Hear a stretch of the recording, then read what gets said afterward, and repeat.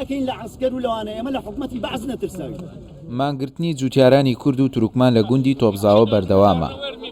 فەرمو ئەگەر تۆ لە سێبەر دیموکراتی ئەمە نەخوا ئەیکە ئێخوا بەس بزە. خەڵکی ناوچەکە دەنگی ناڕەزایەتی خۆیان گەیاندۆتە لایەنە پەیوەندیدارەکان، بەڵام هێشتا قایل نەبوونە بەوەی مانگرتن بشکێنن.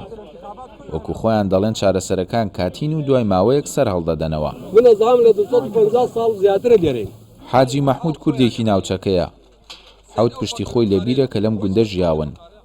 دەڵێت ئەوەی سوپای عێراق دەیکات تەنها بڕیارێکی عەسکەری نییە، بەڵکو نیەتێکی سیاسی لە پشتە. ئەگەر دەستیان بڕوات ناسنامەمان لەم ناوچەیە دەسڕنەوە. ئێمە داوای حەق خۆمان دەکەین، ئێمە داواکەین عەردەکانمان ئیستیغلال نەکەن بۆ خۆیان، ئەمە قەرارێکی سیاسیە بۆ خۆیان ئیستیغلالیکەن، حتا تاریخمان لە مەنطقە بسڕنەوە، حتا قەبرستانەکانمان نێرن. قانونیە ئەلی ئەوە ناڕۆ، ئەوە داینە بۆ گڵاس ئەوەکە بخەوە، ئەوە ناڕوە ئەخدەکەڕوە. ئەمڕۆ لە کاتی سەردانی وەزیری بەرگری عێراق بۆ کەرکووک چەند نوێنەرێکی شارەکە بەشداری کۆبوونەوەیەکی ئەمنییان کردو، بەڵێنی ئەویان لە وەزیری بەرگری وەرگرتووە کە سوپای عێراق دەستێوەردانی سەربازی ڕابگرێت و لە کاتی دروێنەکردنی گەنمەکانیان ڕێگە لە جوتیاران نەگرن. ئێمە وسێ ڕۆژە لەسەر خەتین لەگەڵ ئەم هاوڵاتیانە بۆ ئەوەی ئەم کێشەیە چارەسەر بکەین. ئەمڕۆ مەعالیش خۆی هاتوۆتە سەر خەت و دوای ئەوەی کە داوامان کرد بێتە ناو شاری کەرکووک کە هاتوۆتە ئەمڕۆ کەرکووک و لەگەڵیا دانیشتین و توانیمان لەگەڵیا چارەسەری ئەم مەوزوعە بکەین. سەبارەت بەو زەویانی دەکەوێتە سنووری فیرقەی 11 سوپای عێراق و ماوەی چەند ڕۆژێکە وەزارەتی بەرگری دەستی کردووە بە گەڕانەوەی 110,000 دۆنم لەو زەویانە.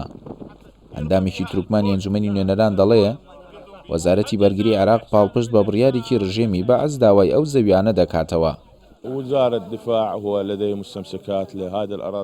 وەزارەتی بەرگری عێراق بەڵگەنامەیان هەیە بۆ زەویەکان. ئێمە لەگەڵ وەزیر قسەمان کرد و وتمان ئەم بڕیارانە ستەمە دژی خەڵکی کەرکووک بە تایبەتی تورکمان و کورد. حق أهل الكركوك خاصة وقوميتين تركماني والكردي. ڕوبەری ئەم زەویانەی گوندی تۆپزاوە زیاتر لە 35,000 دۆنمە. بە پێی بڕیاری ژمارە 369 ساڵی 1975 ئەنجومەنی سەرکردایەتی بەناو شۆڕشی حەزبی بەعەس لە کورد و تورکمان وەرگیراونەتەوە.